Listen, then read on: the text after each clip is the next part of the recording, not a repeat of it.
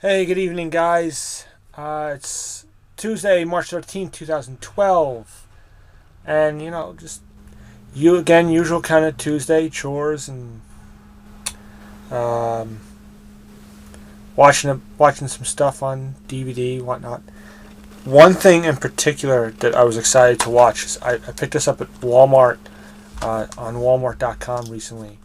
And it's this called Justice League Doom. It's another one of these. There have been a lot of these over the past few years. These DC Universe, like straight to DVD animated movies.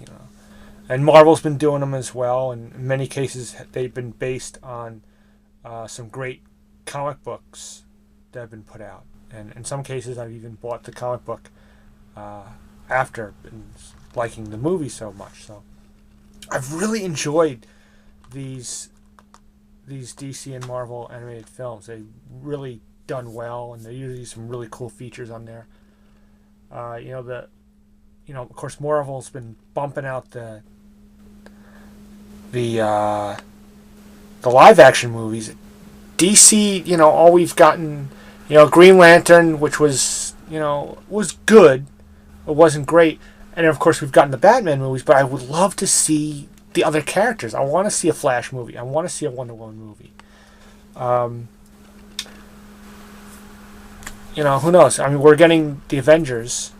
It'd be great to one day see a Justice League live action movie. But anyway, but let me get back to this. So this I think is probably the best DCU animated movie I've seen, certainly in a long time, if not ever. And that's saying something. There's just so much good action and story stuff and character stuff. From starts out good, it ends good, and it's the basic plot is you have a group of supervillains find a way to hack into Batman's computer, and they because there's sort of like a big brain that's in charge of this whole thing, and he realizes that Batman has a contingency plan against the other Justice League members, that just in case if all or even just one ever go rogue, because these are some of the most powerful beings on Earth, whether they be human or alien or what have you. And it's just really good. And there's this, you kind of think, well, wait a second, is Batman, is this right that he's doing this without the rest of the league knowing? And does he have a valid point that we need this? And he is obviously the most human of the characters. It's just some really cool stuff, some good action. You have some really cool characters.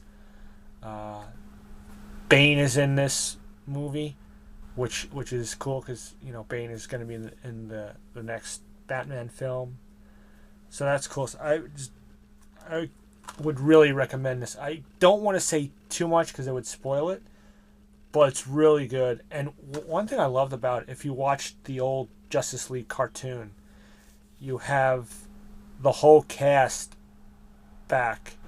Well, Hawkgirl isn't in this movie, and besides, so you don't have that character, but you have the whole cast from the original Justice League and Justice League Unlimited cartoons, except for the guy who did the voice of Green Lantern, because in this case, Hal Jordan is the Green Lantern in this story, not Jon Stewart.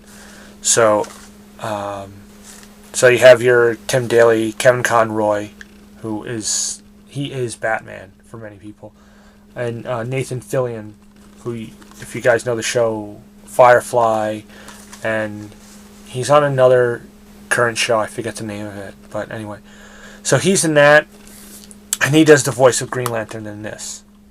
So that's really cool. So I wanted to talk about that. The main thing I was been thinking of, And then I thought I would bring this up after watching this earlier. So this wasn't originally what I was going to talk about. Well, something I've been thinking about for a couple of days, or I thought about a couple of days ago. And I was thinking about sort of quirks and little humanistic quirks that we all sort of have. And there's things I do, and I don't know if any of you guys do this as well. Things like if you're used to wearing a watch a lot, wearing a watch every day like I do. I like to know what time it is. I don't like to be late and stuff like that.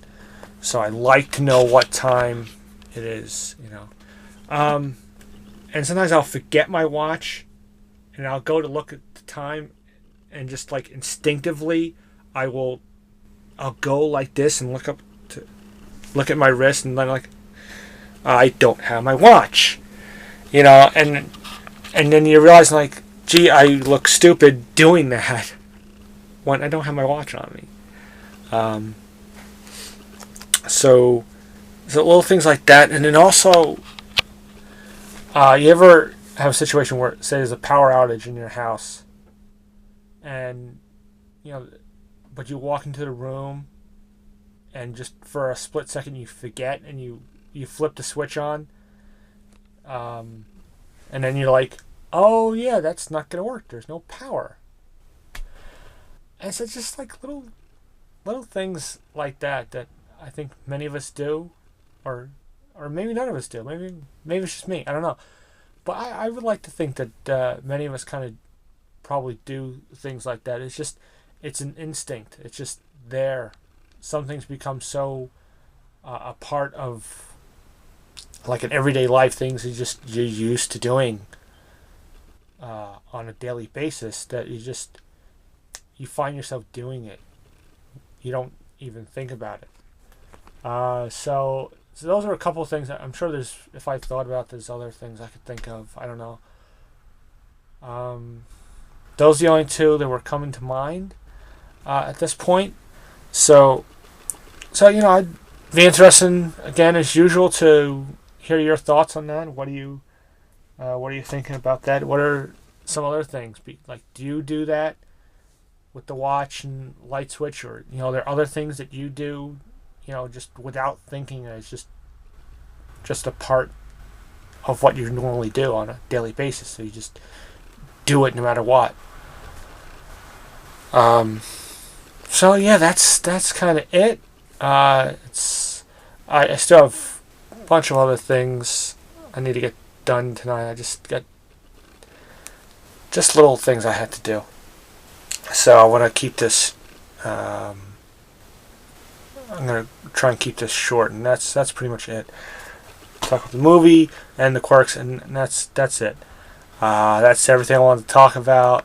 So I'm wrapping it up, and I'll let you guys go, and I'll see you tomorrow.